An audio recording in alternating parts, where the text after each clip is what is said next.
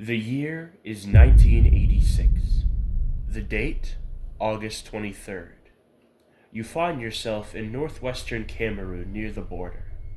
It's been a long, hot day of travel, and you're looking forward to turning in for the evening in the nearby village of Nyos. As you go along your way, something catches your eye. It's a cow.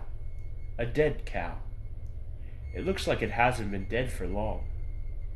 As you get closer, you notice that it doesn't seem to have any wounds.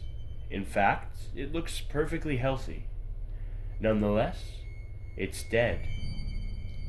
Shaken, you continue towards the village, noticing for the first time that it's eerily quiet.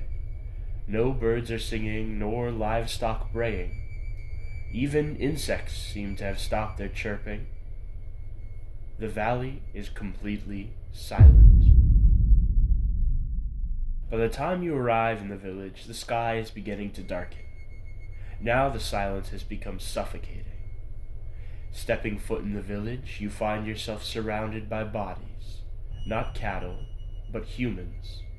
People lie dead all around you, bent over in awkward positions or splayed over their tools as if the entire village had spontaneously collapsed in unison. As you look on in horror at the startling scene, a groan rises from one of the corpses. Slowly, one of the seemingly dead villagers rises to their feet. They shamble, slowly, painfully, unable to speak and barely able to move their arms. It's as if they're a zombie standing before you. And yet, in their eyes you see only pain, only fear. They look at you with a startling intensity that could only mean one thing. Help me.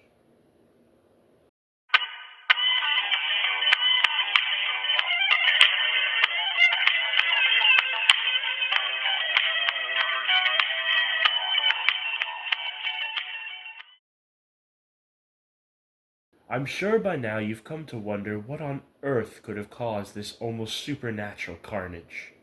Well, believe it or not, the culprit was none other than a nearby lake.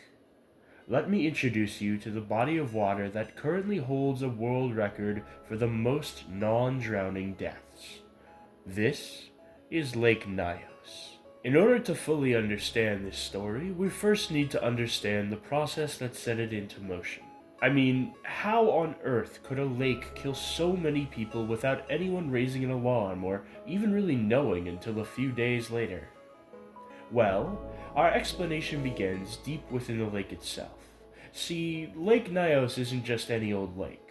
By 1986, the body of water had accumulated a significant amount of carbon dioxide gas, enough for the lake's deepest, coldest waters to become supersaturated. The easiest way to explain supersaturation is through a commonplace parallel. Think of a soda can before it's opened. In this state, the liquid in the can is in a perfect state of supersaturation, being full of those fun little bubbles. If you shake the can, some of that gas will be released from the soda, and the pressure pushing on the walls of the can will increase. But only when you open the can will it experience what's called effervescence, which is just a fancy science word for the bubbly, hissy, foamy thing that carbonated drinks do. Fun fact, this is also what happens inside your lungs if you dive really deep and then ascend too fast, which is why you'll die. Anyway, in the case of Lake Nyos, the entire body of water was essentially one giant unopened soda can. The cool waters of its deeper regions were supersaturated with carbon dioxide gas, which was being held in place by the warm, placid water above it. This careful balance was only sustained by the calm and even distribution of the lake's surface waters, though, and when the balance was broken, disaster struck. The massive outgassing of CO2 that Lake Nyos experienced is what's known as a limnic eruption. These eruptions have been known to happen all throughout history and all over the world. However, they've proven fairly difficult to actually verify. This is because, as you'd expect, very little evidence is left behind after all the gas is cleared up. That being said, one key feature that serves as evidence of a limnic eruption is the presence of extremely well-preserved fossils. Now, I couldn't find a good source explaining why this is exactly, but it seems likely that the reason limnic eruptions create such great fossils is a combination of the areas where eruptions usually happen and the fact that deceased organisms drop dead on the spot without experiencing any extreme internal trauma. The combination of a lush, wet environment and organisms experiencing little to no bodily damage would create the perfect conditions for extremely well preserved fossils. Getting back on topic, limnic eruptions, while rare, are pretty well understood by scientists. So much so that we can pretty easily identify the criteria that need to be met in order for a lake to be at risk of an eruption. They are as follows. The lake's water is somehow having CO2 added to it quite often. Clear-cut upper and lower thermal layers exist within the water. The presence of volcanic or some other earth-movie activity nearby. The absence of volcanic heat in the lake itself. It just so happens that Lake Nyos has all of these qualities in excess, but simply having all the criteria isn't what made the lake explode. Now we have to answer a slightly harder question.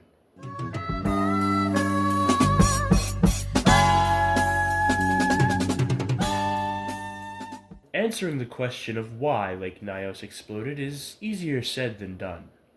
Scientists have come up with a number of explanations, none of which have been fully agreed upon. Nonetheless, I'll run through a few of them and comment on their plausibility. The first explanation that scientists proposed was that the eruption was the result of an earthquake shifting the lake bed and causing enough water and silt to be displaced that massive amounts of cold, supersaturated water rushed to the surface all at once and released all of their gas. While this explanation seems logically sound at a glance, it can very quickly be proven unlikely by surviving locals who didn't report feeling any sort of seismic activity on the day of the eruption. Additionally, after the eruption, when scientists began surveying the area with seismometers, they found almost no activity at all. One scientist even went on to say it was, quote, the quietest area the British Geological Survey had ever monitored. A second explanation for the eruption involves volcanic activity doing similar things to what an earthquake would have. Honestly, I think this explanation can be refuted just as easily as the first with the same pieces of evidence, really. This third explanation has to do with rainfall in the area. As you'd imagine, humidity is low in Cameroon and rain is seldom seen in the summer months. Nonetheless, some scientists theorize that the sudden eruption of Lake Nyos was caused by cold rainfall hitting one side of the lake. This would have essentially caused the whole thing to turn over, pushing the cold water to the top and causing the trapped CO2 to effervesce out. Now, while this explanation is logically sound, it's also wildly speculative. There's not a lot of evidence to suggest that this actually happened, and as far as I can tell, there's no eyewitness accounts of rain either. The fourth and final popular explanation for the eruption is quite similar to the first and second, but with more of a chaotic twist. See, the most widely agreed upon explanation for the eruption of Lake Nyos is simply that some random rocks decided to fall one day. Yep, that's it. No eruption, no earthquake, just some minor erosion and gravity. Despite its simplicity, this explanation works quite well and requires very little verification. A rock slide originating at the shore of the lake or under its surface is totally plausible and would definitely be capable of displacing enough water to trigger a limnic eruption. In the end, all of these solutions are really only speculation.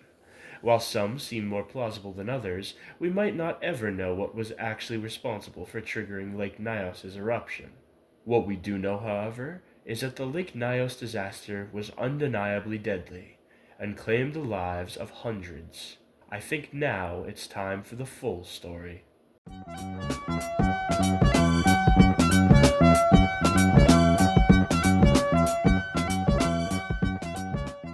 The year is 1986. The date, August 21st. The surface of Lake Nyos has begun to bubble. Softly at first, but then more rapidly, until finally A column of water over 100 meters high shoots into the air as around 1.2 cubic kilometers of carbon dioxide gas is released from deep within the lake. In addition to this, waves of at least 25 meters pelt the shorelines of the lake as the water begins to settle. Already, the lake has likely claimed the lives of anybody fishing or bathing nearby, but the true horror of this disaster has yet to begin.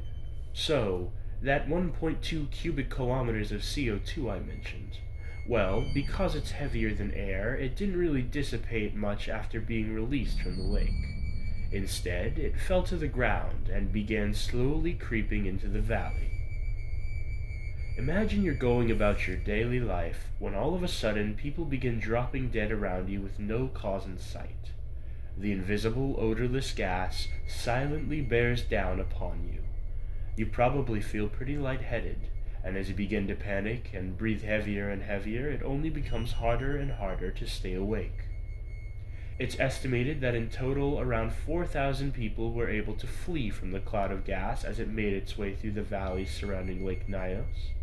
Unfortunately, it was found later on that many of these survivors developed respiratory issues as a result of their brief exposure to the gas. Meanwhile, over the course of an hour or two, the gas cloud continued to travel through nearby villages for around 23 kilometers before finally beginning to settle and dissipate.